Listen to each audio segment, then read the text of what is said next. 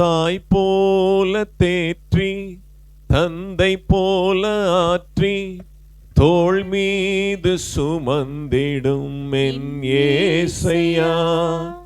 தாய் போல தேற்றி தந்தை போல ஆற்றி தோள் மீது சுமந்திடும் என் ஏசையா.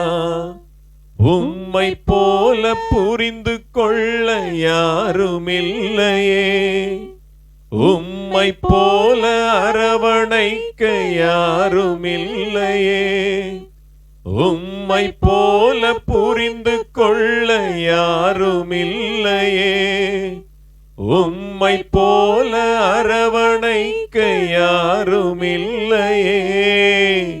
நீர் போதும் என் வாழ்விலே ஏசையா, நீர் போதும் என் வாழ்விலே, நீர் போதும் என் வாழ்விலே ஏசையா, நீர் போதும் என் வாழ்விலே. நன்றி ஆண்டவரே, நீங்க போதும் ஆண்டவரே, நீங்க போதும் ஆண்டவரே. ஒரு மனுஷனுக்கு தன்னுடைய தாய் மட்டும் பக்கத்துல இருந்தா போதும், அவனுக்கு எல்லாமே கிடைச்ச மாதிரி. அல்லேலூயா. பெற்ற தாய் மட்டும் பக்கத்துல இருந்தா போதும், அவனுக்கு எல்லாமே கிடைச்ச மாதிரி. தாயையும் தகப்பனையும் இழந்து நான் நிற்கிறேன், ஆனால் தாய் உள்ளத்தை போல என் தேவன் என்னை ஒவ்வொரு நாளும் ஆற்றி தேற்றி நடத்தி கொண்டிருக்கிறார். நீர் பேசுங்க ஆண்டவரே. கவனமாய் நாங்கள் கேட்க போகிறோம், உண்மையாய் கேட்க போகிறோம். கேட்கிறதோடு மட்டுமல்லாமல் நாங்கள் கீழ்ப்படிய போகிறோம் ஆண்டவரே. கேட்கவும் நீங்க கிருபை செய்யுங்க, கீழ்ப்படியவும் நீங்க கிருபை செய்யுங்க ஆண்டவரே. பவுல் பிரசங்கித்த போது லீதியாளுடைய இருதயத்தை திறந்து கொடுத்தது போல, இன்றைக்கு அடிமை ஆண்டவரை பிரசங்கிக்கும் பொழுது, உம்முடைய வார்த்தையை ஆண்டவரை எடுத்து சொல்லும் பொழுது, உம்முடைய ஜனங்களின் இருதயத்தை நீர் திறக்கும்படியாய் நான் ஜெபிக்கிறேன். வார்த்தை ஒவ்வொன்றும் இருதயத்திலே நீர் பதித்து வைக்கும்படியாய் நான் ஜெபிக்கிறேன். சத்துரு அதை எடுத்து போடாதபடிக்கு அவனுடைய கரத்தை இயேசுவின் நாமத்தினாலே நான் கட்டி போடுகிறேன். ஆசீர்வதியும் இயேசுவின் நாமத்தில் பிதாவே, ஆமென். அல்லேலூயா, அல்லேலூயா, அல்லேலூயா. கர்த்தருடைய பரிசுத்த நாமத்திற்கு மகிமை உண்டாவதாக. இந்த முதலாவது ஞாயிறு பரிசுத்த ஆராதனையிலே வந்தவங்க யாவரையும் இயேசுவின் நாமத்தினாலே வாழ்த்தி ஆசீர்வதிக்கிறேன். அல்லேலூயா. ரொம்ப சிறப்பாக புத்தாண்டு ஆராதனை நமக்கு நடந்தது. கிறிஸ்துமஸ் ஆராதனை ஆண்டவர் எவ்வளவு மகிமையாக நடத்தி கொடுத்தார், அதே போல புத்தாண்டு ஆராதனையும் நல்லபடியாக ஆண்டவர் நடத்தி கொடுத்தார். நல்ல ஒரு பிரசன்ஸை ஆண்டவர் கொடுத்தார். அல்லேலூயா. களைப்பு இல்லாமல், சோர்வு இல்லாமல், சிறு பிள்ளைகள் முதற்கொண்டு பெரியவங்க வரைக்கும் நல்லா உற்சாகமா கடைசி வரைக்கும் ஒத்துழைப்பு கொடுத்தீங்க. அதற்காக நான் கர்த்தருக்கு நன்றி செலுத்துகிறேன். அந்த முதல் நாள் கூட கொஞ்சம் கூட ஓய்வு இல்லாம எல்லா வீடுகளுக்கு போய் பார்த்து விசாரித்து ஜெபிக்க ஆண்டவர் கிருபை செய்தார். அல்லேலூயா. எங்கள் சக்திக்கு மீறி பலனுக்கு மிஞ்சி கர்த்தருக்காக ஓடக்கூடிய கிருபையை கொடுத்ததுக்காக நான் கர்த்தருக்கு நன்றி செலுத்துகிறேன். தொடர்ந்து அதே உற்சாகத்தோடு ஓட ஆண்டவர் நம்மை பலப்படுத்துவாராக. அல்லேலூயா. வாசிங்க வாக்குத்தத்த வசனம் ஏசாயா புஸ்தகம் 66:13 வாசிக்கலாம். ஏசாயா 66:13. ஒருவனை அவன் தாய் தேற்றுவது போல நான் உங்களை தேற்றுவேன், நீங்கள் எருசலேமிலே தேற்றப்படுவீர்கள். அல்லேலூயா. மாதத்தினுடைய வாக்குத்தத்தம் அப்புறம் பார்ப்போம். முதல்ல வருஷத்தினுடைய வாக்குத்தத்தம் நம்ம இன்னும் அன்னைக்கு கொஞ்சம் முன்னுரை தான் நான் கொடுத்தேன். நிறைய ஆழமான சத்தியங்கள் இருக்கிறது. அல்லேலூயா. அதனால இன்னைக்கு நாம வருஷத்தினுடைய வாக்குத்தத்த வசனத்தை தான் பார்க்க போறோம். ஒருவனை அவன் தாய் தேற்றுவது போல, எல்லா இடத்துலயும் போட்டிருக்கிறோம். ஏசாயா 66:13 லேமினேட் பண்ணி கொஞ்சம் இங்க ஒட்டணும்னு வச்சிருக்கிறேன். அதனால ஏசாயா 66:13, ஒருவனை அவன் தாய் தேற்றுவது போல நான் உங்களை தேற்றுவேன், நீங்கள் எருசலேமிலே தேற்றப்படுவீர்கள். அல்லேலூயா. அப்ப தேற்றப்படுதல் அப்படிங்கிற அந்த ஒரு காரியத்தை, அந்த செயல்பாட்டை ஏன் ஆண்டவர் தாயோடு கூட ஒப்பிடுகிறார்? அதைத்தான் நான் என்னுடைய நேரத்தை நான் செலவழித்து இங்கே அங்கேயும் போகும்போது என்னுடைய நடமாட்டத்தில் எல்லாம் பார்த்தீங்கன்னா அந்த தேற்றப்படுகிற அந்த ஒரு சம்பவத்தை, அந்த செயல்பாட்டை, அந்த கிரியையை ஏன் தாயோடு கூட அவர் இணைத்து சொல்லுகிறார்? அதைத்தான் நான் பார்க்கும் பொழுது அதனுடைய விடை இரவுல கிடைச்சது. எனக்கு மிகப்பெரிய ஆச்சரியமா இருந்தது. அல்லேலூயா. அதை நான் தியானிக்கும் பொழுது நான் அப்படியே மெய் மறந்து போனேன், மெய் சிலிர்த்து போனேன். ஒரு மிகப்பெரிய ஒரு வேதத்தின் ரகசியத்தை, ஒரு வெளிப்பாட்டை ஆண்டவர் ஒரு தாயுடைய அந்த குணத்திற்கு ஒப்பாக அவர் இணைத்து சொல்லுகிற காரியத்தை பார்க்கும் பொழுது அது மிகவும் வியப்பாக இருக்கிறது. அதைத்தான் நாம் இன்னைக்கு பார்க்க போகிறோம். அல்லேலூயா. ஒருவனை அவன் தாய் தேற்றுவது போல நான் உங்களை தேற்றுவேன். கர்த்தருக்கு ஸ்தோத்திரம் உண்டாகட்டும். அப்போ ஒரு தாய் அப்படிங்கிற ஒரு அடையாளம் எப்போ ஒரு ஸ்திரீயானவளுக்கு கிடைக்குது அப்படின்னா, ஒரு பிள்ளைய பெற்றெடுத்தாதான் இல்லையா? பிள்ளைய பெற்றெடுக்கல அப்படின்னா அவளுக்கு மலடி அப்படின்னு சொல்லி இந்த உலகம் பட்டம் சூட்டுது. அப்போ மனைவி என்கிற அந்த ஸ்தானத்திலிருந்து தாய் என்கிற அந்த ஸ்தானத்திற்கு ப்ரமோஷன், அந்த ஒரு ஒரு ஒரு இம்ப்ரூவ்மெண்ட், அந்த ப்ராக்ரஸ் ஆகிறதுக்கு அந்த குழந்தை பிறக்கணும். அந்த கரு என்ன வயிற்றுல உருவாகணும். கல்யாணம் ஆன உடனே ஒரு 2-3 மாசத்துல 4-5 மாசத்துல கேட்டோம், என்ன புழு பூச்சி ஏதாவது இருக்கா, ஏதாவது விசேஷம் உண்டா? எங்க போனாலும் சரி, யார் சொந்தக்காரங்க வீட்டுக்கு எங்க போனாலும் சரி, ஏதாவது விசேஷம் இருக்கா அப்படிம்பாங்க. அப்போ பெற்றோர்களும் சரி, மற்ற சொந்த பந்தங்களும் சரி, திருமணமான உடனே அடுத்த சந்ததி பேரன் வரணும், பேத்தி வரணும் அப்படின்ற அந்த ஒரு சந்தோஷத்தை அவளோடு எதிர்பார்க்கிறார். அது எல்லாருக்கும் அது மிகுந்த சந்தோஷத்தை கொடுக்கிறது. அல்லேலூயா. அப்ப அந்த தாய் என்கிற அந்த ஸ்தானத்திற்கு ஆண்டவர் தன்னை ஒப்பிட்டு காண்பிக்கிறார். அல்லேலூயா. தாயை போல நான் உங்களை தேற்றுவேன் அப்படின்னு ஒரு சில வசனங்களை அடுத்தடுத்து நான் சொல்லுவேன். நீங்க சீக்கிரமா வாசிங்க, அதுக்கப்புறம் தான் அந்த மைய கருத்துக்கு நான் உங்களை கொண்டு செல்ல முடியும். சரியா? அதனால வாசிங்க. எரேமியா புஸ்தகம் 1வது அதிகாரம் 5வது வசனம். எரேமியா 1:5. நான் உன்னை தாயின் வயிற்றில் உருவாக்கும் முன்னே உன்னை அறிந்தேன், நீ கர்ப்பத்திலிருந்து வெளிப்படும் முன்னே நான் உன்னை பரிசுத்தம் பண்ணி உன்னை ஜாதிகளுக்கு தீர்க்கதரிசியாக கட்டளையிட்டேன் என்று சொன்னார். எரேமியா 1:5 நாம் வாசிக்கிறோம், நான் உன்னை தாயின் வயிற்றில் உருவாக்கும் முன்னே உன்னை அறிந்தேன். அல்லேலூயா. பாட்டு கூட இருக்கு, என் தாயின் வயிற்றில் என்னை உருவாக்கும் முன்னமே நீங்க என்ன கண்டுட்டீங்க, பெயர் சொல்லி அழைச்சீங்க. தாயினுடைய வயிற்றிலே உருவாக்கும் தரிசனம் உருவாயிற்று அப்படின்னு சொல்லி பாட்டு, அழகான பாட்டு அது. பாருங்க, தாய் உருவாகும் முன்னே, என்னுடைய தாய் உருவாகும் முன்னமே என்னை நீங்க என்ன பண்ணிட்டீங்க, அறிஞ்சிட்டீங்க. அல்லேலூயா. அதெல்லாம் பெரிய ரகசியம், பின்னாடி உங்களுக்கு நான் சொல்றேன். அல்லேலூயா. அப்ப என்னுடைய தாயையே நீங்கள் உருவாக்குவதற்கு முன்பாக என்ன நீங்க அறிஞ்சிருக்கிறீங்க. தான் எரேமியாவுக்குரிய மிகப்பெரிய ஒரு ஆசீர்வாதம். அப்போ உன் தாயின் வயிற்றிலே உன் கருவை உருவாவதற்கு முன்னமே நான் உன்னை தெரிந்து கொண்டேன். இப்ப பாருங்க, எரேமியாவுடைய அம்மாவுக்கு எரேமியா பிறந்தாதான் அவங்க அம்மா தாய் என்று சொல்ல முடியும்.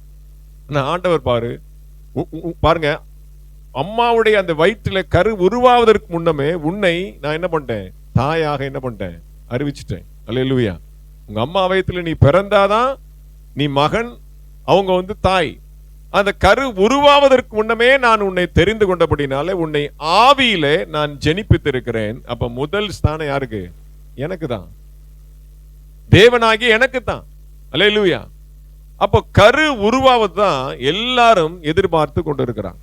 வாசிங்க, ஏசாயா புஸ்தகம் 44:2 வாசிப்போம். ஏசாயா 44:2. உன்னை உண்டாக்கினவரும் தாயின் கர்ப்பத்தில் உன்னை உருவாக்கினவரும். போதும், தாயின் கர்ப்பத்தில் உன்னை உருவாக்கினவரும். ஃபர்ஸ்ட் ஸ்டேஜ் என்ன? தாயின் வயிற்றிலே கரு உருவாவதற்கு முன்னமே நான் உன்னை அறிந்தேன். இன்னும் கரு உருவாகல. செகண்ட் ஸ்டேஜ் பாருங்க, ஏசாயா 44:2 அந்த கருவை உருவாக்கினது யாருன்னா நான் தான். அல்லேலூயா. உருவாவதற்கு முன்னமே உன்னை கண்டது நான் தான். தாயின் வயிற்றிலே, தாயின் கர்ப்பத்திலே உன்னை உருவாக்கினவர். அவருக்கு என்ன அடைமொழி, அவருக்கு என்ன பட்ட பெயர் சொல்றாங்க ஆண்டவருக்கு? உன் தாயின் வயிற்றிலே, உன் கர்ப்பத்திலே, உன் தாயினுடைய கர்ப்பத்திலே உன்னை உருவாக்கினவர். அந்த கருவை உருவாக்கினவரே நான் தான். அல்லேலூயா. எக்ஸ் குரோமோசோமும் ஒய் குரோமோசோமும் சேர்ந்து என்னது, ஜைகோட் ஃபார்ம் ஆகுது. ஸ்பெர்ம் செல்லும் பெண்ணுடைய அந்த கருமுட்டையும் சேர்ந்து ஜைகோட். கொஞ்சம் பயாலஜி ஸ்டூடெண்ட் நான், அதனால பயாலஜி வெளில வரும். அல்லேலூயா. அதனால அந்த ஜைகோட் ஃபார்ம் ஆகுது. அல்லேலூயா. அப்படி சயின்ஸ் படி நீ நினைக்கிற, அல்லேலூயா, அப்படி இல்ல. உன் தாயின் கர்ப்பத்திலே உன் கருவை உருவாக்கினவர் யாரு? நான் தான். அல்லேலூயா. அடுத்த வசனம் வாசிங்க. சங்கீதம் ஏசாயா 46:3. ஏசாயா 46:3. யாக்கோபின் சந்ததியாரே, ஆ, இஸ்ரவேல் சந்ததியில் ஆ, மீதியாகிய சகல ஜனங்களே, ஆ, எனக்கு செவி கொடுங்கள். ஆ. தாயின் வயிற்றில் தோன்றினது முதல் தாயின் வயிற்றில் தோன்றினது முதல் உங்களை ஏந்தி தாயின் கர்ப்பத்தில் உற்பத்தியானது முதல் உங்களை தாங்கினேன். கரு உருவாகல பார்த்துட்டாரு. கருவை அவர்தான் உருவாக்குகிறாரு. இங்க அடுத்த வசனம் சொல்லுது, தாயின் வயிற்றிலே கரு உற்பத்தி ஆன உடனே நான் என்ன பண்றேன்? அதை தாங்குகிறேன். அது ரொம்ப முக்கியம். கரு உருவான உடனே அதை தாங்கணும். அது என்னது? கர்ப்பப்பையில தங்கணும். அது கழிஞ்சிடக்கூடாது. நிறைய பேருக்கு அந்த பிரச்சனை இருக்கு. 4 முறை 5 முறை அபார்ஷன் ஆனவங்களா இருக்கிறாங்க. அந்த கரு தங்காம கதறி கதறி அழுது எத்தனையோ தம்பதிகள் கஷ்டப்படுறவங்க இருக்கிறாங்க. முதல் தலைச்சம் பிள்ளை கூட அந்த மாதிரி ஆயிரும். அது என்னன்னாலும் தெரியும், எவ்வளவு பக்குவமா பார்த்தாலும் சரி, அந்த கரு அந்த கர்ப்பத்துல தங்குகிறது மிகப்பெரிய ஆச்சரியம். அப்ப அதை யாரு செய்யறா? உன் தாயின் வயிற்றிலே தோன்றினது முதல் உங்களை ஏந்தி, என்னுடைய கரம் அந்த கருவை ஏந்தி தாங்கி அது ஒரு குழந்தையாக வளருவதை நான் தான் அதை பராமரித்தேன். அல்லேலூயா, பிரைஸ் தி லார்ட். ஃபாதர் அழகா பாடுறார் பெர்க்மான் ஐயா, பிரமிக்கத்தக்கதாய் என்னை உருவாக்கினீர், ஆமென், குறையின்றி என்னை வெளியே கொண்டு வந்தீர். அல்லேலூயா. அந்த அளவுக்கு பாருங்க, கருவிலே நம்மை பிரமிக்கத்தக்கதாய் அவர் பாதுகாக்கிறார். அப்ப உருவாக்குனதற்கு முன்னமே கண்டவர், உருவாக்கினவர் அவர், உருவாக்கினதற்கு பிறகு அந்த கருவை தாங்கினவர், ஏந்தினவர் நம்முடைய ஆண்டவர். சரி, அடுத்த வசனத்தை வாசிங்க. சங்கீத புஸ்தகம் 139:13. சங்கீதம் 139:13. நீர் என் உள்ளந்திரியங்களை கை கொண்டிருக்கிறீர், என் தாயின் கர்ப்பத்தில் என்னை காப்பாற்றினீர். என் தாயின் கர்ப்பத்திலே என்னை காப்பாற்றினீர். ஏந்தினதோடு மட்டுமல்லாமல் தாங்கினது மட்டுமல்லாமல் அதை காப்பாற்றினீர். காப்பாற்றினீர் என்ன அர்த்தம்? அம்மாவால சாப்பிட முடியாது, வாந்தியா எடுப்பாங்க. அப்ப அந்த கருவை யார் காப்பாத்துறது? ஐயோ, பியூலா வயிற்றுல இருக்கும் போதெல்லாம் எங்க சர்ச்சில் ஒரு பப்பாளி மரம் இருந்துச்சு. இந்த அம்மா வாந்தி எடுத்து அந்த பப்பாளி மரமே பெருசா வளர்ந்துச்சு. அல்லேலூயா. உள்ள பியூலா வளர்த்தது ஆண்டவர் தான், அந்த பப்பாளி மரத்தை வளர்த்தது தான் அமுதா. அல்லேலூயா. பாருங்க, அந்த பப்பாளி மரம் அவ்வளவு டேஸ்டா இருக்கும். இந்த அம்மா வாந்தி எடுத்து அந்த பப்பாளி மரம் முளைச்சது. அதனால தாயின் கர்ப்பத்திலே நீர் என்னை காப்பாற்றினீர். தாய் காப்பாத்தல. ஏன்னா தாயினால சாப்பிட முடியாது, தலைவலிக்கும், தலை சுத்தும், வாய்க்கு எதுவுமே ஒப்பாது. நான் உங்களுக்கு பின்னாடி சொல்ல போறேன், அதனுடைய பெரிய ஆழமான கருத்தே அதுதான். அப்போ அந்த கரு உள்ள இருக்கிற வரைக்கும் தன்னுடைய விருப்பத்தின்படி எதுவுமே சாப்பிட முடியாது, விருப்பத்தின்படி தூங்க முடியாது, ஒண்ணுமே செய்ய முடியாது. தாயினால பெரிய டென்ஷன், பெரிய டார்ச்சரா இருக்கும். அல்லேலூயா. அது பெண்களுக்கு தான் தெரியும். நான் சொல்றது காட்டிலும் அவங்க சொன்னாங்கன்னா என்ன அது ஆச்சரியமா இருக்கும். அப்ப அந்த கருவை காப்பாற்றுகிறது யாரு? உள்ள ஆகாரமே போகாது, தண்ணி போகாது, ஜூஸ் போகாது, எதை கொடுத்தாலும் ஒமட்டிரும். எதை கொடுத்தாலும் அப்படியே வயிறு எருக்கழிச்சு என்ன ஆயிரும்? நெஞ்சு கழிச்சு அப்படியே வெளில கக்கிரும். அப்ப அதுக்கு யாரு ஃபீட் பண்றது? அதுக்கு யாரு ஆகாரம் கொடுக்கிறது? அதுக்கு யாரு போஷிக்கிறது? தாவீது அழகா சொல்றான், என் தாயின் வயிற்றிலே என் கருவை நீர் காப்பாற்றினீர். அல்லேலூயா. என்னை காப்பாற்றினீர். அல்லேலூயா, அல்லேலூயா. என் தாய் என்னை மறந்தாலும் அவளுடைய சரீரம் என்னுடைய சரீரத்தை தாங்குவதற்கு பலன் இல்லாமல் போனாலும், அல்லேலூயா, நீர் என்னை காப்பாற்றினீர் ஆண்டவர். உண்மையா இல்லையா? அல்லேலூயா. எத்தனை பேர் அது உண்மைன்னு சொல்லி கைகளை உயர்த்தி அல்லேலூயா சொல்ல முடியும்? ஆமென், ஹல்லேலூயா, ஹல்லேலூயா. அவர் என் தாயின் வயிற்றிலே என்னை காப்பாற்றினார். ஹல்லேலூயா. அடுத்து பாருங்க, அதே அதிகாரத்துல 15வது வசனத்தை வாசிங்க. சங்கீதம் 139:15. நான் ஒளிப்பிடத்திலே உண்டாக்கப்பட்டு பூமியின் தாழ்விடங்களிலே விசித்திர வினோதமாய் உருவாக்கப்பட்ட போது என் எலும்புகள் உமக்கு மறைவாய் இருக்கவில்லை. இப்ப பாருங்க, அந்த கரு என்ன ஆயிடுச்சா? எலும்பு வர ஆரம்பிச்சிருச்சான். அல்லேலூயா. சின்ன குட்டியா இருந்த அந்த கரு இப்ப எலும்புகள் உருவாக ஆரம்பித்து விட்டது. ஸ்டெப் பை ஸ்டெப்பா நான் போறேன், சயின்ஸ் மாதிரி நான் போறேன். அல்லேலூயா. அதுக்கு முன்னாடி சொல்லப்பட்டிருக்கு பாருங்க, நான் ஒளிப்பிடத்திலே உண்டாக்கப்பட்டு பூமியின் தாழ்விடங்களிலே விசித்திர வினோதமாய் உருவாக்கப்பட்ட போது. இந்த வார்த்தை ரொம்ப ஆச்சரியமா இருக்கும். அல்லேலூயா. மதுரையில் ஒருத்தர் இருக்கார், அவர் தான் சொல்லுவார், நான் விசித்திர வினோதமா, அந்த வார்த்தையை அவர் எக்ஸ்பிளைன் பண்ணும்போது நாங்கெல்லாம் அப்படியே அவ்வளவு புலகாங்கிதம் அடையும். நான் பிரமிக்கத்தக்கதாய் உருவாக்கப்பட்டேன், நான் விசித்திர வினோதமாய் உருவாக்கப்பட்டேன். தாழ்விடங்களிலே ஒளிப்பிடங்களே இருக்கிறதுலயே தாழ்விடம் ஒளிப்பிடம் இது அப்படின்னா தாயினுடைய கருவறை. அல்லேலூயா. மிகப்பெரிய இருட்டு. அல்லேலூயா. அந்த ஒளிப்பிடத்துல லென்ஸ் வச்சு ஸ்கேன் பண்ணி தான் அவனால பார்க்க முடியுமா? ஆனால் கர்த்தருடைய கண்கள் என் கருவை கண்டது. அல்லேலூயா. உம் அழகான கண்கள் என்னை கண்டதாலே முடிந்ததென்று நினைத்த நான் உயிர் வாழ்கின்றேன். இந்த கரு தங்காது, இந்த கரு நிக்காது, இந்த அம்மா ரொம்ப பலவீனமா இருக்கு, இது எப்படி இந்த பிள்ளைய தாங்க போகுது அப்படின்லாம் சொல்லியிருப்பாங்க. ஆனா பாருங்க, அந்த ஆண்டவர் அந்த கருவை தங்க வைத்தார், காப்பாற்றினார். அல்லேலூயா. எனக்கு தெரிஞ்ச ஒரு நண்பர் இருக்காரு, எங்க ஆபீஸ்ல கூட வேலை பார்க்கிறவர். அவங்களுக்கு பிள்ளையே இல்லை, ரொம்ப பிள்ளைக்காக ரொம்ப கதறி எழுதாங்க. அவருடைய மனைவி மட்டும் நல்லா ரட்சிக்கப்பட்டு ஆவிக்குரிய காரியத்தில் இருந்தாங்க. இவர் அவ்வளவா ஒரு பக்குவம் இல்லாம இருந்தார். அந்த அவங்க மனைவி நல்லா குண்டா இருப்பாங்க, நல்லா ஸ்டவுட்டா இருப்பாங்க. அந்த உடம்பு எடையை குறைக்கிறதுக்காக ட்ரீட்மெண்ட் எடுத்து அவங்க மருந்து மாத்திரை சாப்பிட்டுக்கிட்டு இருக்கிறாங்க. பிள்ளையும் அவங்களுக்கு இல்லை. இந்த மாதிரி ரொம்ப கஷ்டப்பட்டு அவங்க இருக்கிறாங்க.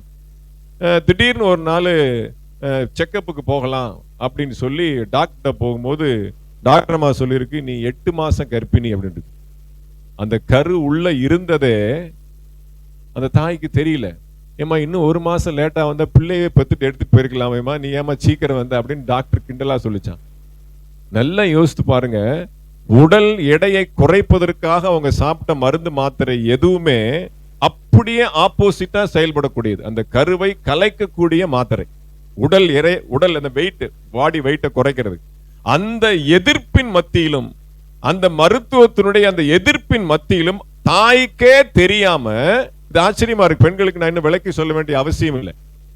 தாய்க்கே தெரியாம 8 மாதம் வரைக்கும் அந்த கரு வளர்ந்து ஒரு குழந்தையாக எலும்புகள் வரைக்கும் உருவேற்பட்டு அது ஒரு பிரமிக்கத்தக்கதாய் உருவான வரைக்கும் அந்த தாய்க்கே தெரியல. பாருங்க, வேத வசனம் அவங்க மூலமா ஒரு சாட்சியாக நிக்குது. என் தாயின் வயிற்றில என்னை நீர் காப்பாற்றினீர். அதுக்கப்புறம் தான் அவர் ரட்சிக்கப்பட்டு ஆண்டவர் சமூகத்தில் ஒப்பு கொடுத்து இன்னைக்கு ஒழுங்கா ஒரு சபைக்கு போயிட்டு இருக்கிறாங்க. அல்லேலூயா. அப்ப பாருங்க, இதுவரைக்கும் விஞ்ஞானத்தினாலே கண்டுபிடிக்க முடியாத ஒரு அந்த வார்த்தையே சயின்ஸ் இன்னைக்கு வரைக்கும் ஆராய்ச்சி, பிரமிக்கத்தக்கதாய் விசித்திர வினோதமாய். அதாவது ஒரு கரு முட்டை ஃபார்ம் ஆகுது. அந்த முட்டைக்கு அப்புறம் சொல்லுவாங்க டிஷ்யூஸ், திசுக்கள் என்று சொல்லுவாங்க. ஒரு ஒரு ஒரு இந்த தகதி அப்படி இந்த களிமண்ணை பிடிச்சு வச்சா எப்படி இருக்கும், அந்த மாதிரி கொல கொல கொல கொலன்னு இருக்கும். அந்த திசுக்கள் மாதிரி ஒரு பிடிச்சு வச்ச ஒரு களிமண் மாதிரி இருக்கிற அந்த உறுப்பு திடீர்னு ஃபர்ஸ்ட் உருவாகிறது இந்த ஸ்பைனல் கார்டு, இந்த முதுகு தண்டுவடம் இருக்கு இல்லையா, இந்த ஸ்பைனல் கார்டு தான் ஃபர்ஸ்ட் உருவாகுது. இந்த ஸ்பைனல் கார்டு உருவான உடனே எலும்புகள் அதுல இருந்து ஸ்டார்ட் ஆகுது. அந்த திசுக்கள் மாறி இருக்கிற அந்த அமைப்பு எப்படி இம்மீடியட்டா அந்த ஸ்பைனல் கார்டுடைய ஸ்ட்ரக்சருக்கு வருது, அந்த எலும்புகள் எப்படி உருவாகுது என்று சொல்லி இன்றைக்கு வரைக்கும் மருத்துவர்களால் அதை ஆராய்ச்சி செய்து கண்டுபிடிக்க முடியவே இல்லையா. அல்லேலூயா, அல்லேலூயா. கரங்களை தட்டி கர்த்தருக்கு ஸ்தோத்திரம் பண்ணுவாங்க. என்னை தாயின் வயிற்றிலே விசித்திர வினோதமாக என்னுடைய எலும்புகளை உருவாக்கினீர். பாருங்க, அதை தாவீது அழகா சொல்லுகிறான். இன்றைக்கு வரைக்கும் இந்த சங்கீத புஸ்தகத்தில் இந்த வசனம் அப்படியே சாட்சியாக இருக்கிறது. அந்த திசுக்கள் எப்படி எலும்புகளாக மாறுகிறது, ஸ்பைனல் கார்டாக எப்படி மாறுகிறது என்று சொல்லி எவ்வளவோ ஆராய்ச்சிகளை செய்து கொண்டு பார்க்கிறாங்க. ஆனா என்ன பண்ண முடியல, அவங்களால அதை கண்டுபிடிக்க முடியல. ஏனால் வேதம் நமக்கு சாட்சியாக இருக்கிறது. பாருங்க, எலும்புகளை உருவாக்கினவர் அவர். நீ எதையும் செய்ய முடியாது ராஜா, எல்லாவற்றையும் அந்த தாயினுடைய கற்பத்திலே கருவை உருவாக்கினவன் நான், காப்பாற்றினவன் நான், அதை ஏந்தினவன், தாங்கினவன், தப்புவித்தவன், காப்பாற்றி அதை ஒவ்வொரு கட்டத்தில் கொண்டு வந்தது யார் அப்படின்னா நானே அப்படின்னு சொல்லி ஆண்டவர் அறிக்கையிடுகிறார். கர்த்தருக்கு ஸ்தோத்திரம் உண்டாகட்டும். அடுத்த வசனம் வாசிங்க. சங்கீத புஸ்தகம் 71வது அதிகாரம் 6வது வசனம். சங்கீதம் 71:6.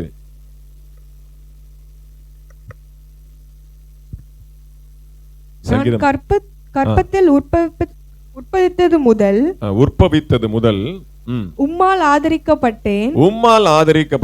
என் தாயின் வயிற்றிலிருந்து என்னை எடுத்தவர் நீரே. உம்மையே நான் எப்பொழுதும் துதிப்பேன். நான் கற்பத்தில் உற்பவித்தது முதல் ஆதரிக்கப்பட்டேன். காப்பாற்றுகிறார், எலும்புகளை உருவாக்குகிறார். அடுத்து என்ன பண்றார்?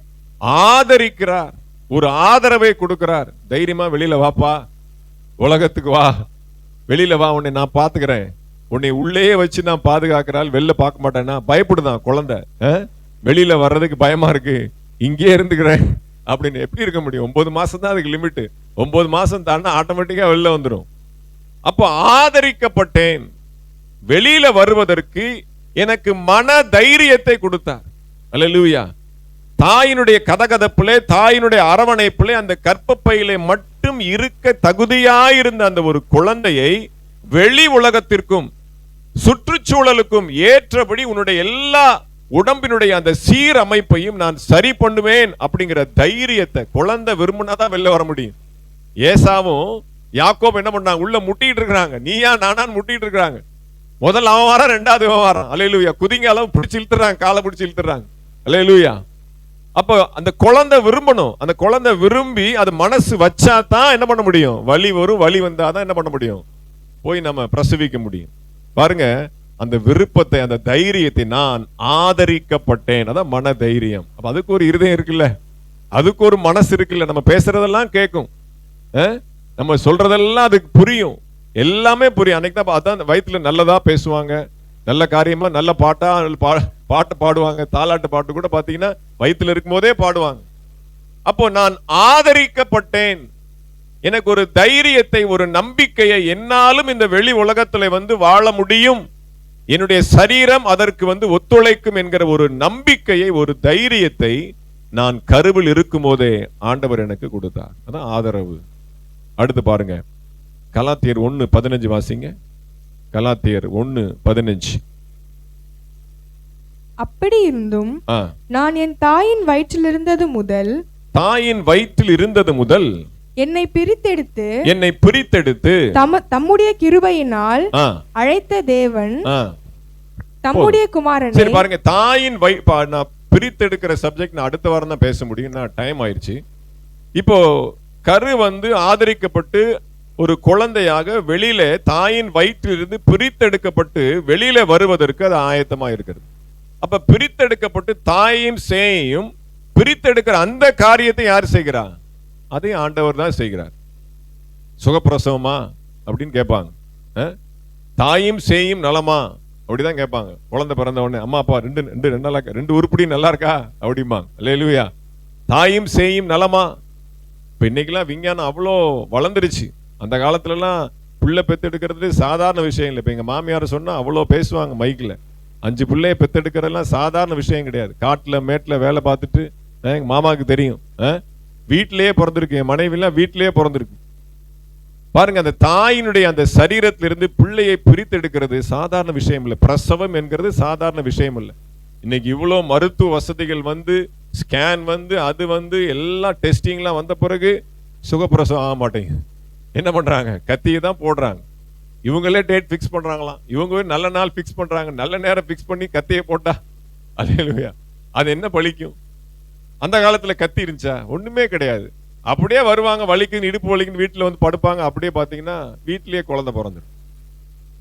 அப்ப அந்த அளவுக்கு பாருங்க, தேவன் கிருபை செய்திருக்கிறார். தேவனுடைய கிருபை இல்லாம அந்த மாதிரி அந்த வசதி இல்லாத காலத்துல, எந்த விதமான ஒரு விஞ்ஞான சாதனங்கள் இல்லாத காலத்துல எவ்வளவோ தாய்மார்கள் பெற்றெடுத்திருக்கிறாங்க. அப்படின்னா அந்த தாயின் வயிற்றிலிருந்து பிரித்தெடுக்கிற அந்த கிருபை அவரை அல்லாமல் வேற யாரும் அல்ல. எவ்வளோ பெரிய டேலண்டான டாக்டரா இருந்தாலும் சரி, எவ்வளோ பெரிய பெரிய கைனகாலஜிஸ்ட் ஸ்பெஷலிஸ்டா இருந்தாலும் சரி, என்ன சொல்றாங்க? கடவுளை வேண்டிங்க, கடவுளை வேண்டிக்கங்க, அப்படிதான் சொல்றாங்க. இப்ப பிரித்தெடுக்கிற காரியத்தை நான் உங்களுக்கு அடுத்த வாரத்துல நான் உங்களுக்கு சொல்லுகிறேன். சரி, இப்பதான் நான் மெயின் பாயிண்ட்டுக்குள்ள நான் வரேன். அல்லேலூயா. ஒருவனை அவன் தாய் தேற்றுவது போல நான் உங்களை தேற்றுவேன் அப்படின்னு ஆண்டவர் ஏன் அந்த தேற்றுகிற காரியத்தை தாய்க்கு ஒப்பனையாய் சொல்லுகிறார் அப்படின்னா, ஒரு வீடியோ என்னுடைய மனைவி ரொம்ப வருஷத்துக்கு முன்னாடி காண்பிச்சாங்க. அதுதான் எனக்கு டக்குன்னு ஸ்ட்ரைக் ஆச்சு. வசனத்தை நான் தியானிக்கும் பொழுது அதான் ஒரு லேடி டாக்டர் பேசுறாங்க. அந்த வீடியோல என்ன பேசுறாங்க அப்படின்னா, ஒரு தாயின் வயிற்றுல ஒரு கரு உருவாகும் போது தாயினுடைய உடம்பு அதை ஒத்துக்காதான். ஏன்னு கேட்டீங்கன்னா, எந்த ஒரு ஃபாரின் பாடி உள்ள வளருகிற அளவுக்கு அது போகும் பொழுது அந்த உடம்பு ஒத்துக்காது. அதுக்கு பேரு ஒவ்வாமை, அதாவது அலர்ஜி அப்படிம்பாங்க. யாருக்குமே சரி, இப்ப நமக்குமே பாத்தீங்கன்னா ஒரு தும்மல் வருது, அப்ப என்ன அர்த்தம்? ஒரு கிருமி உள்ள போகுது. அந்த கிருமி ஏதோ ஒரு இன்ஃபெக்ஷன் ஆனா நம்ம உடம்பு என்ன செய்யுது? வெளியில தள்ளுது. தும்மல் போடுது, மூக்கொழுகுது, இருமல் வருது, வயிற்று வலி வருதுன்னா என்னது? அது ஏதோ ஒரு இன்ஃபெக்ஷன். அது உடனே டயரியா போகுது. உடனே என்ன பண்ணா, எந்த ஒரு ஃபாரின் பாடி உள்ளே வந்தாலும் நம்முடைய உடம்புல இருக்கிற அந்த எதிர்ப்பு சக்தி சண்டை போடும். அது இருக்க விடாது. நான் தான் இங்க இருக்கணும். நீ யாரு புதுசா ஒரு ஆள் உள்ள வந்திருக்கிற? நீங்க இந்த ஸ்டென்ட் வைக்கலாம், இங்க வந்து பெல்ட் வைக்கலாம், இங்க வந்து ஸ்க்ரூ வைக்கலாம், அதுக்கெல்லாம் உயிர் கிடையாது. பட் கிருமி, பாக்டீரியா, வைரஸ் என்கிறது அதுக்கு ஒரு உயிர் இருக்கு. உயிர் இல்லாத ஒரு முன்னாடி பெல்ட் வைக்கிறாங்க, முதுகுல தண்டு வைக்கிறாங்க, முட்டி போனா பிளேட் வைக்கிறாங்க, ஸ்க்ரூ வைக்கிறாங்க. அது வேற. அது வந்து ஜீவனற்றது, அது உயிரற்றது. எந்த ஒரு ஃபாரின் பாடியும், உயிருள்ள எந்த ஒரு பொருளும் உடம்புக்குள்ள போகும்போது நம்முடைய உடம்பு என்ன பண்ணாது? ஒத்துக்காது. அதை வெளியில தள்ளிரும். எப்படினாலும் சரி, போராடி கஷ்டப்பட்டு யுத்தம் பண்ணி நீ வெளியில போ அப்படின்னு சொல்லி தள்ளிரும். ஆனால் தள்ளாத ஒரே ஒரு ஃபாரின் பாடி என்ன அப்படின்னா இந்த கரு மட்டும்தான். அல்லேலூயா, அல்லேலூயா. அதைத்தான் நான் தியானித்தேன். பாருங்க, தாயினுடைய உடம்பு ஒத்துக்காது. அந்த கரு வளர வளர வாந்தி வரும், வாமிட்டு வரும், தலை சுத்தும், அப்படியே கிருகிருன்னு வரும், நிக்க முடியாது, பிபி ஏறும், அப்படியே பிரஷர் ஏறும். அப்போ அந்த ஃபாரின் பாடியை வெளியில தள்ளுறதுக்கு அவ்வளவு போராடும். வெளியில தள்ளிட முடியுமா? வெளியில தள்ளிட முடியுமா? அதை பார்த்து தான் ஆகணும், அதை பராமரித்து தான் ஆகணும். நீங்க நினைக்கிறீங்க தேற்றுவது போல அப்படிங்கிறது ஒரு குழந்தை பிறந்ததுக்கு அப்புறம் தேற்றுகிறது வேற.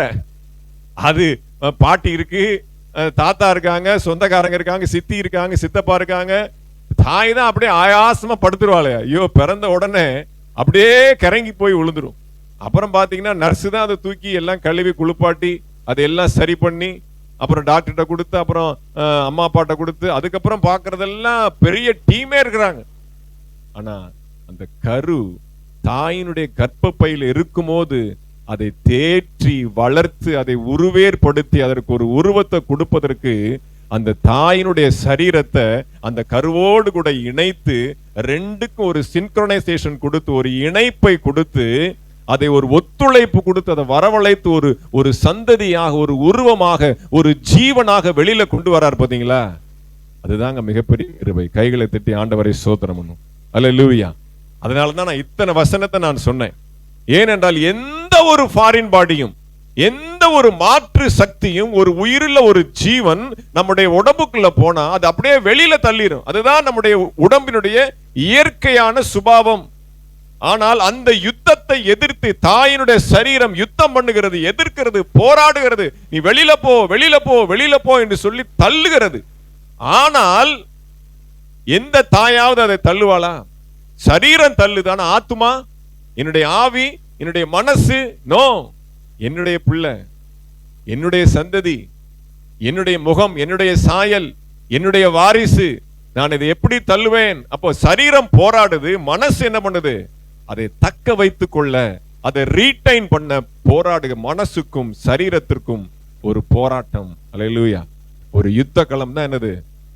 அந்த தாயின் கரு வயிற்றில் வழுக. அதை தான் ஆண்டவர் தேற்றுகிறார். மகளே, போராடாதே, உன்னுடைய மனசை தேற்றுகிறார். இரு, உனக்கு ஒரு சந்ததி வந்து அந்த முகத்தை பார்த்தது அம்மா என்று சொல்லி அதை அப்படியே கதறி அழுகும் பொழுது உன்னுடைய இந்த போராட்டம் எல்லாம் முடியும், உன்னுடைய யுத்தம் எல்லாம் முடியும். தைரியமாயிரு. பிரசவிக்க பண்ணுகிறவர் நான், பிரசவிக்க பண்ணுகிறவன் நான், அதை செய்யாமல் இருப்பேனோ அப்படின்னு ஆண்டவர் சொல்லுகிறார்.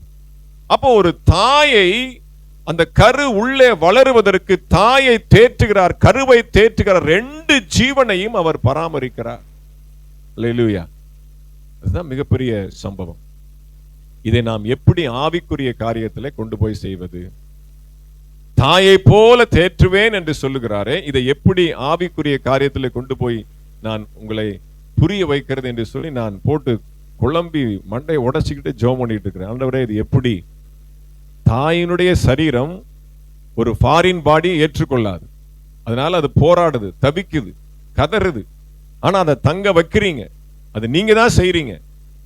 அதே காரியத்தை நீங்க எப்படி சபைக்கு, எங்களுக்கு பிரயோஜனமாய் நீங்க அதை சொல்லி இருக்கிறீங்களே, நான் தாயை போல உன்னை தேற்றுவேன். ஒரு தாய்க்கு அது ஓகே, அது உங்களுக்கு எப்படி அது பொருந்தும்?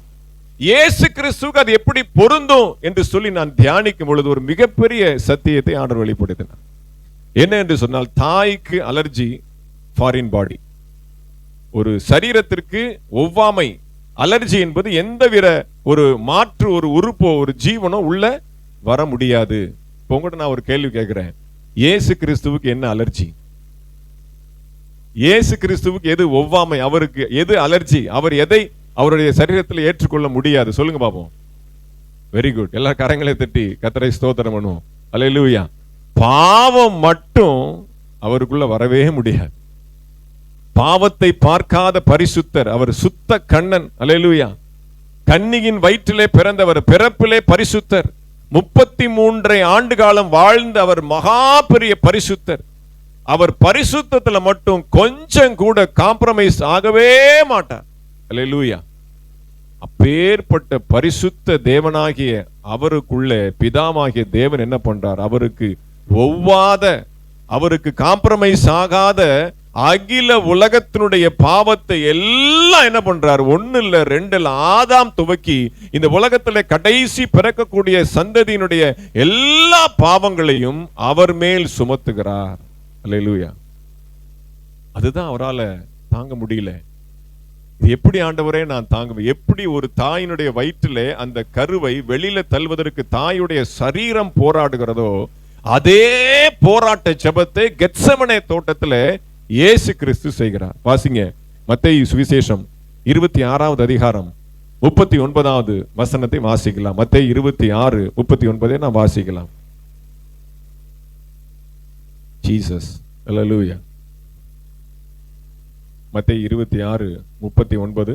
சற்று அப்புறம் போய் முகங்குப்புற விழுந்து, என் பிதாவே, இந்த பாத்திரம் என்னை விட்டு நீங்க கூடுமானால் நீங்கும்படி செய்யும். இந்த பாத்திரம் என்னை விட்டு நீங்க கூடுமானால் நீங்க செய்யும். ஆகிலும் என் சித்தத்தின்படி அல்ல, என் சித்தத்தின்படி அல்ல, உம்முடைய சித்தத்தின்படியே ஆக கடவுது, உம்முடைய சித்தத்தின்படியே ஆக கடவுது என்று ஜெபம் பண்ணினார். பாருங்க, எல்லாருடைய பாவத்தை என் மேல நீங்க சுமத்த போறீங்க. ஆண்டவரே, இந்த கேரக்டர் எனக்கு வேண்டாம், இந்த பாத்திரம் எனக்கு வேண்டாம்.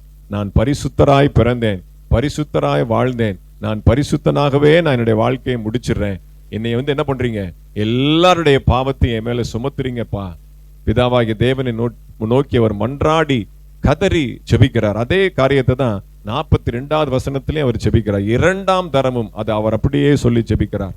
44ஆம் வசனம் சொல்லப்பட்டிருக்கிறது, 3ஆம் தரமும் அவர் அந்த வார்த்தைகளையே சொல்லி ஜெபித்தார் அப்படின்னு பாருங்க. அவருக்கு அது ஒவ்வாது.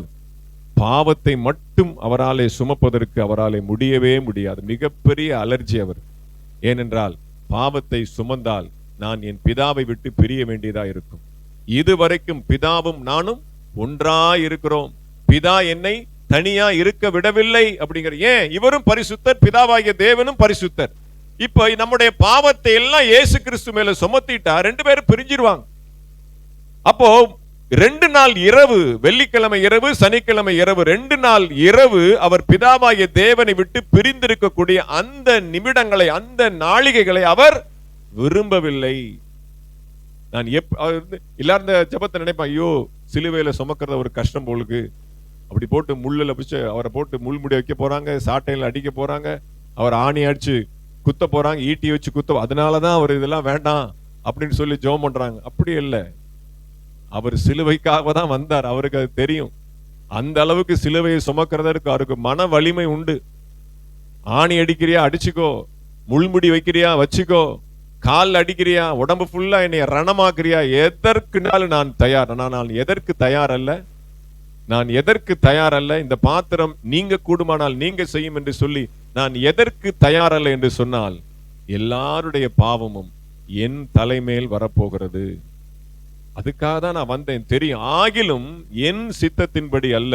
தெரியும், விடமாட்டாரு. பிதாவாகிய தேவன் விடமாட்டார். கருவை தங்க வச்சிருவாரு. அப்பா விடுவாரா? அம்மா தாய் சொல்லுது, என்னங்க கொஞ்சம் அபார்ஷன் பண்ணிடலாங்க, எனக்கு இப்ப கொஞ்சம் உடம்பு சரியில்லை, இன்னும் கொஞ்ச நாள் நம்ம ஜாலியா இருக்கலாம். வயிற்றுல பிள்ளை வந்துருச்சுன்னா நம்ம என்ன பண்ண முடியாது, நம்ம ஜாலியா ஊர் சுத்த முடியாது. அப்பா விடுவாரா? சொந்தக்காரங்க விடுவாங்களா? பிதாவாகிய தேவன் விடுவாரா? இல்ல. நீ அதற்காகவே அனுப்பப்பட்டாய். அல்லேலூயா. அகில உலகத்தினுடைய பாவத்தை சுமந்து தீர்க்கிற தேவ ஆட்டுக்குட்டி என்று சொல்லி உனக்கு நான் பெயர் வைத்திருக்கிறேன். அல்லேலூயா. அந்த பெயரை நீ எடுக்காம எப்படி போக முடியும்? ஆமென். அல்லேலூயா. கர்த்தருக்கு ஸ்தோத்திரம். இப்ப பாருங்க, எல்லாருடைய பாவத்தையும் அவர் சுமக்கிறார். சிலுவையில சுமந்து கொண்டு அவர் சிலுவையில மரிக்கிறார். அப்போ ஒரு தாய் ஒரு பிள்ளையை பெற்றெடுப்பது பிரசவம் அப்படிங்கிறாங்க. ஒரு உயிர் போய் ஒரு உயிர் வருது. சவம். செத்து பிழைக்கிறதா என்னது? பிரசவம் அப்படிம்பாங்க. பாஸ்டர் அழகா சொல்லுவார், பிரசவம் என்றாலே செத்து பிழைக்கிறது. அப்ப இயேசு கிறிஸ்து என்ன பண்றார்? எல்லாருடைய பாவங்களையும் சுமந்து ஒரு பிரசவ வேதனை எப்படி அதை காட்டிலும் பல மடங்கு பல மடங்கு பல மடங்கு வேதனை. அவன் சிலுவையிலே அடித்ததனால் அல்ல, அவன் முள்முடி சுமத்ததினால் அல்ல, அவன் வாரினால் அடித்ததனால் அல்ல, அகில உலகத்தினுடைய பாவத்தையும் நான் சுமந்து தீர்க்கிறேனே, இந்த பாரம் என்னால சுமக்க கூடாததா இருக்கிறது. ஆண்டவரே, இந்த பாத்திரத்தை நீங்க கூடுமானால் நீங்க செய்யும், நான் உம்மை விட்டு எப்படி பிரிவேன் என்று சொல்லி அவர் கேட்கிறார். ஆனால் ஆண்டவர் பிதாவாகிய தேவன் அதை அனுமதிக்கவில்லை. அவர் தமது மரணத்தை அவர் ஆத்துமாவிலே ஊற்றினார் என்று சொல்லப்பட்டது. அல்லேலூயா. உங்களுக்காக, எனக்காக, உங்களை எல்லாருடைய பாவங்களுக்காக, என்னுடைய பாவங்களுக்காக, உங்களுடைய பாவங்களுக்காக அவர் சிலுவையிலே சுமந்தது அவருக்கு ஒவ்வாதது. அவருடைய சரீரத்துல, அவருடைய மாம்சத்துல நம்முடைய பாவங்களை சுமந்தார். அதனாலதான் தாயை போல தேற்றினீர். அவர் நம்முடைய பாவத்தை ஏற்கலைன்னா வேற யாருங்க ஏத்துக்க முடியும்? எங்க அம்மா அப்பா ஏத்துக்க முடியுமா? எங்க அண்ணன் தம்பி ஏத்துக்க முடியுமா? எங்க மாமா மச்சான் ஏத்துக்க முடியுமா? என் மனைவி ஏத்துக்க முடியுமா? என் பிள்ளை ஏத்துக்க முடியுமா? எப்படி தாயின் வயிற்றிலே ஒரு கருவை ஒரு தாய் அங்கீகரிக்கிறாளோ, அதை ஏற்றுக்கொள்ளுகிறாளோ, அதை அரவணைத்துக் கொள்ளுகிறாளோ, அதே போல நம்முடைய பாவங்களை எல்லாம் அவர் சுமந்து சுமந்து சுமந்து சுமந்து நம்மை ஆதரித்து காப்பாற்றி தேற்றி உருவாக்கி, நீ வெளியில வா, இந்த பாவத்திற்கு மரித்து நான் 3ஆம் நாள் உயிர்த்தெழுந்தது போல் என்னுடைய மரணத்திற்குள்ளான மரணத்திற்கு ஒப்பாகி. வாசிங்க பிலிப்பியர் புஸ்தகம் 3வது அதிகாரம் 10வது வசனம். பிலிப்பியர் 3:10. ஜீசஸ், ஹல்லேலூயா. பிலிப்பியர் 3:10 வாசிங்க. இப்படி நான் அவரையும் அவருடைய உயிர்த்தெழுதலின் வல்லமையும் அவருடைய பாடுகளின் ஐக்கியத்தையும் அறிகிறதற்கும் அவருடைய மரணத்திற்கு ஒப்பான மரணத்திற்குள்ளாகி எப்படியாயினும் நான் மரித்தோரிலிருந்து உயிரோடு எழுந்திருப்பதற்கு, ஒரு தாய் ஒரு குழந்தையை பெற்றெடுப்பதற்கு எப்படியெல்லாம் கஷ்டப்படுறாரோ அந்த மாதிரி இயேசு கிறிஸ்து என்னுடைய பாவங்களுக்காய் மரித்திருக்கிறார். ஒரு குழந்தை பிறக்கிறது எப்படி, அதே போல கிறிஸ்துவின் மரணத்திற்கு உள்ளாகி எப்படி ஆகினும் அந்த உயிர்த்தெழுந்த சாயலில் நான் இணைக்கப்பட வேண்டும் என்று சொல்லி நாம் என்ன பண்றோம்? அந்த தகுதி இல்லைன்னா அப்படின்னா என்ன பண்ண முடியும்? நம்மளால நித்திய ஜீவனுக்குள்ள போக முடியாது. அல்லேலூயா. அதுக்காக தான் ஞான ஸ்நானம் எடுங்க, ஞான ஸ்நானம் எடுங்க. அவருடைய மரணத்திற்குள்ளான அந்த தகுதிக்குள்ள நீங்க வாங்க. அல்லேலூயா. அப்ப ஞான ஸ்நானம் என்பது என்ன அப்படின்னா, கிறிஸ்து என்னுடைய பாவங்களை அவர் சிலுவையிலே சுமந்திருக்கிறார். ஒரு பெற்ற தாய், ஒரு குழந்தையை பெற்றெடுக்கிற ஒரு தாயை போல சிலுவையிலே ஆண்டவர் நம்மை பெற்றெடுக்கிறார். அதைத்தான் ஆண்டவர் சொல்றாரு. நம்மளுக்கு புரியல. என்ன சொல்றாரு? வாசிங்க யோவான் சுவிசேஷம் 3வது அதிகாரம் 3 முதல் 5 வரை வாசிங்க. யோவான் சுவிசேஷம் 3வது அதிகாரம் 3லிருந்து 5 வரை வாசிங்க. இயேசு அவனுக்கு பிரதியுத்தரமாக, ஒருவன் மறுபடியும் பிறவாவிட்டால் தேவனுடைய ராஜ்யத்தை காண மாட்டான் என்று மெய்யாகவே மெய்யாகவே உங்களுக்கு சொல்லுகிறேன். அதற்கு நிக்கோதேமு, ஒரு மனுஷன் முதிர் வயதாய் இருக்கையில் எப்படி பிறப்பான்? அவன் தன் தாயின் கர்ப்பத்தில் 2ஆம் தரம் பிரவேசித்து பிறக்க கூடுமோ என்றான். இயேசு பிரதியுத்தரமாக, ஒருவன் ஜலத்தினாலும் ஆவியினாலும் பிறவாவிட்டால் தேவனுடைய ராஜ்யத்தில் பிரவேசிக்க மாட்டான் என்று. ஒரு பெரிய படிச்ச ஒரு அதிகாரி நிக்கோதேமு, அரசாங்கத்துல பெரிய பதவியில் இருக்கக்கூடிய ஒரு மனுஷன், அவன்கிட்ட ஞான ஸ்நானத்தை குறித்து சொல்றார். ஒருவன் மறுபடியும் பிறவாவிட்டால் தேவனுடைய ராஜ்யத்தை பிரவேசிக்க மாட்டான். அவனுக்கு புரியல, எப்படி நான் மறுபடியும் எங்க அம்மா வயிற்றுக்குள்ள போயிட்டு வர முடியும்? நான் இவ்வளவு பெரிய மனுஷனா இருக்கிறேன், மறுபடியும் என்னை பிறக்க சொல்றீங்களே. அப்ப ஞான ஸ்நானம் என்பது அவனால விளங்கி கொள்ள முடியாத ஒரு சத்தியமா இருக்கிறது. அவனுக்கு புரியல.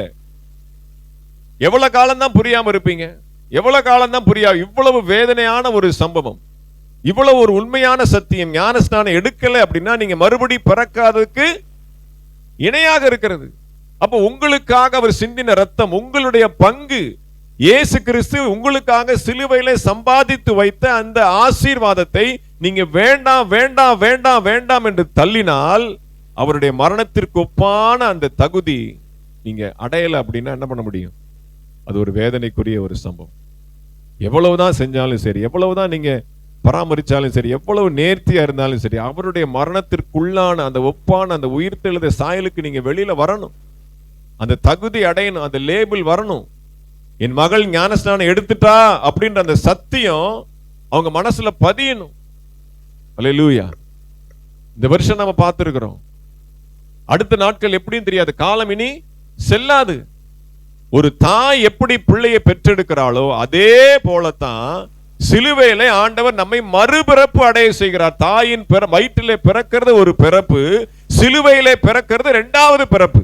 அந்த இரண்டாவது மறுபிறவி இல்லை அப்படின்னா நாம் ஆதரவற்றவர்களாக, நிர்பாக்கியசாலிகளாக, கைவிடப்பட்டவர்களாக இருப்போம். அதைத்தான் நாம் ரொம்ப போராடி போராடி போராடி நாம் ரொம்ப பாரத்தோடு சொல்லுகிற காரியம் அதுதான். ஞானஸ்நானம் எடுக்காதவங்களுக்கு வயசு பாருங்க, 90 வயசு 100 வயசு தாத்தாலாம் ஞானஸ்நானம் எடுக்கிறார். ஒருத்தர்லாம் பாத்தீங்கன்னா ஹாஸ்பிட்டல்ல ஸ்ட்ரக்சரோட உள்ள இறக்குறாங்க. ஹாஸ்பிட்டல்ல அது படுத்த படுக்கையா இருக்கிறாரு. அவருடைய கையெழுத்து வாங்கி சுயநினைவு இருக்கு, சரீரம் தான் ஒத்துழைப்பு கொடுக்கல, அப்படியே ஸ்ட்ரக்சரோட தண்ணிக்குள்ள விட்டு எடுக்கிறாங்க. அந்த வீடியோல நான் பார்த்தேன். ரெண்டு பேர் ஒன்னா இணைஞ்சு பிறந்திருக்கிறாங்க. தலை உடம்பு வேற இருக்கு, இடுப்புல இருந்து ஒன்னா இருக்கு. அவங்க ஞானஸ்நானம் எடுக்கிறாங்க. அதை நான் பார்த்தேன். பாருங்க, இந்த அளவுக்கு ஞானஸ்நானத்துல அவங்க தங்களை ஒப்பு கொடுத்திருக்கிறாங்க. ஏன்னா அவருடைய சரீரம் பாவத்தை ஏற்கக்கூடாத ஒரு சரீரம். அப்போ உங்களுடைய பாவத்தை அவர் தன்னுடைய சரீரத்துல ஏற்றி தன்னை மரணத்திற்கு ஒப்பு கொடுத்திருக்கிறாரே, அந்த மரணத்தை நீங்க நம்பல, அந்த மரணத்துக்கு நீங்க மதிப்பு கொடுக்கல அப்படின்னா அவர் எந்த அளவுக்கு உங்களை உதாசீனப்படுத்துவார் யோசித்து பாருங்க. உனக்காக நான் ரத்தம் சிந்தி இருக்கிறேன், சிலுவையில ஜீவனை கொடுத்திருக்கேன், உனக்கு என்ன பயம், நான் உன்னை ஆதரிக்கிறேன். அல்லேலூயா. பயப்படாதே, ஆண்டவர் வாக்கு பண்ணுகிறார். அப்போ நிக்கதேமை சொல்லுகிறான், ஆண்டவர் நிக்கதேமிட்ட ஒருவன் ஜலத்தினாலும் ஆவியினாலும் மறுபடியும் பிறவாவிட்டால்.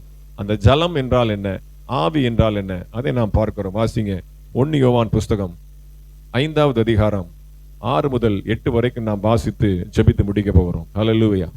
1 யோவான் புஸ்தகம் 5வது அதிகாரம் 6, 7, 8.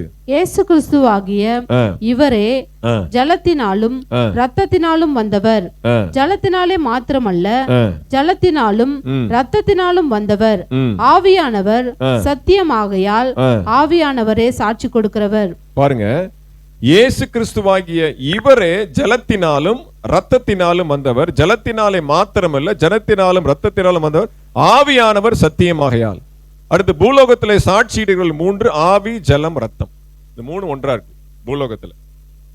நல்லா ஒண்ணு உங்களுக்கு மறுபடியும் நான் உங்களுக்கு ஒரு விஞ்ஞான பூர்வமான ஒரு சாட்சியை நான் உங்களுக்கு சொல்லுகிறேன். விஞ்ஞானத்துல எல்லாத்துக்குமே ரீப்ளேஸ்மெண்ட் இருக்கு. லங்ஸ் கெட்டு போச்சா லங்ஸ் ரீப்ளேஸ்மெண்ட், இருதயம் கெட்டு போச்சா இருதய மாற்று அறுவை சிகிச்சை, வேற இருதயத்தை உள்ள புகுத்த முடியும், வேற கை. பாருங்க, தலை வேற ஆளு உடம்பு வேற ஆளு, அப்படிலாம் ஆபரேஷன்லாம் வந்துருச்சு.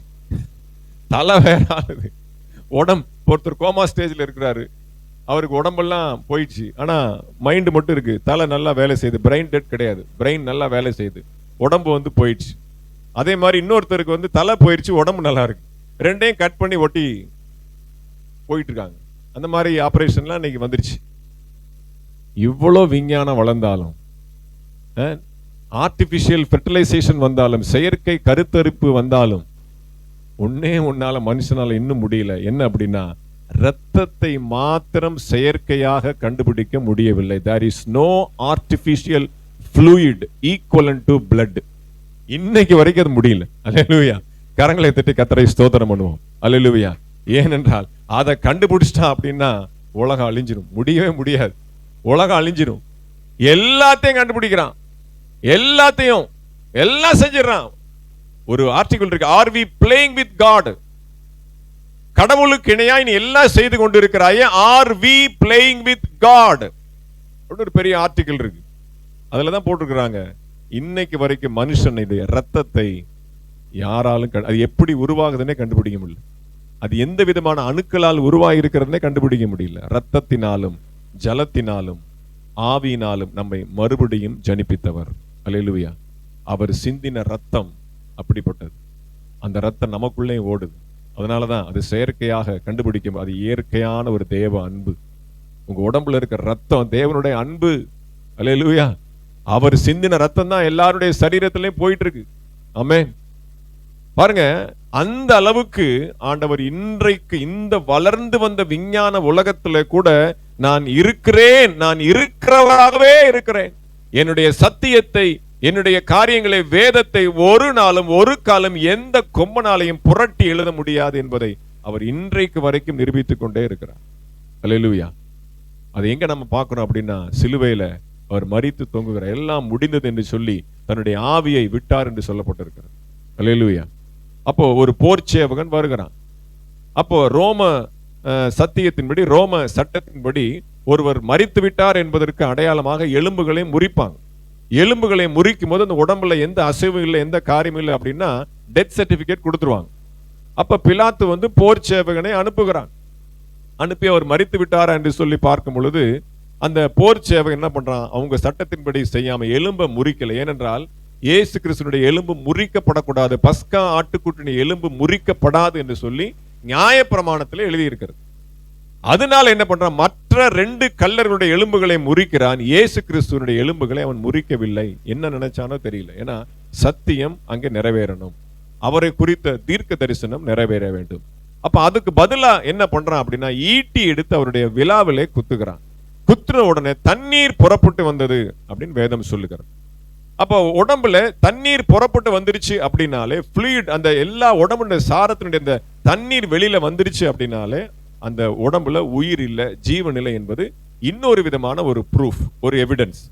அதனால அவன் என்ன பண்றான், கையெழுத்து போட்டு சர்டிபிகேட் கொடுக்கறான். அந்த போர் சேவகன் அந்த இடத்திலேயே முழங்கால் படியிட்டு தன்னை ஆண்டவருக்கு ஒப்பு கொடுத்தான் என்று சொல்லப்பட்டிருக்கிறது. அப்ப பாருங்க, ரத்தமும் வெளியில வருகிறது, அவருடைய தண்ணீரும் வெளியில வருகிறது. ஜலம், ரத்தம்.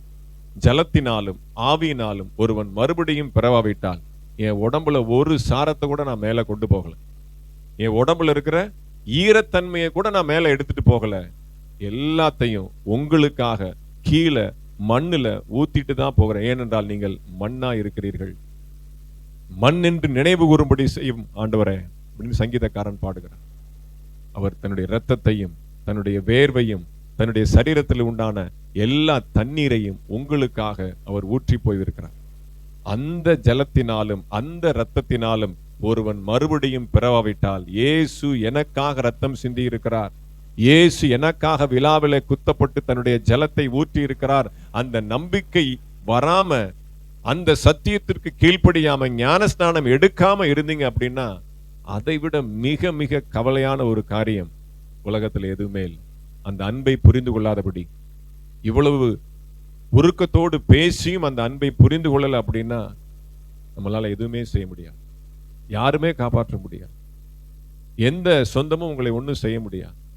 ஒருவன் ஜலத்தினாலும் ஆவியினாலும் பிறவாவிட்டால் தேவனுடைய ராஜ்யத்திலே பிரவேசி. இந்த உலகத்தில் நாம எவ்வளவு சாங்கோபமா வாழ்ந்தாலும் சரி, எவ்வளவு ஆடம்பரமா, எவ்வளவு சீரும் சிறப்புமா இருந்தாலும் சரி, அங்க நமக்கு இடம் இல்லை அப்படின்னா, மறு ஜென்மத்துல நித்திய ஜீவன்ல நமக்கு இடம் இல்லை அப்படின்னா, இங்க எல்லாம் ஆரோக்கியமா தெம்பா தெளிவா எல்லா காரியத்திலும் கரெக்டா இருந்து நம்ம சக்சஸா முடிக்கிறது பெரியசு இல்லை. ஒரு வாலிபன் வருகிறான், என்னை பின்பற்று அப்படிங்கிறார், அவன் போயிடுறான். என்னால முடியாது, எல்லாவற்றையும் விட்டு என்னை பின்பற்றுங்கிறார், அவனால முடியல, போனா போ, அவ்வளவுதான். அப்ப இந்த அன்புக்காக தான் உங்களை நாங்க ரொம்ப தாங்குகிறோம். அடுத்த வாய்ப்பு எப்படி கிடைக்குமோ கிடைக்காது எனக்கு தெரியாது. அல்லேலூயா. அடுத்த வருஷத்துல நாம் சந்திக்கும் பொழுது திருவிருந்து ஆராதனையிலே பங்கு பெறுகிறவர்களாக, எங்களோடு கூட அப்பம் புசிக்கிறவர்களாக, எங்களோடு கூட அவருடைய ரத்தத்தை பானம் பண்ணுகிறவர்களாக நீங்கள் காணப்பட வேண்டும் என்று சொல்லி உங்களை அன்போடு கூட நான் கேட்டுக்கொள்கிறேன். எல்லாரும் கண்களை மூடி நாம் ஜெபிக்கலாம். அல்லேலூயா.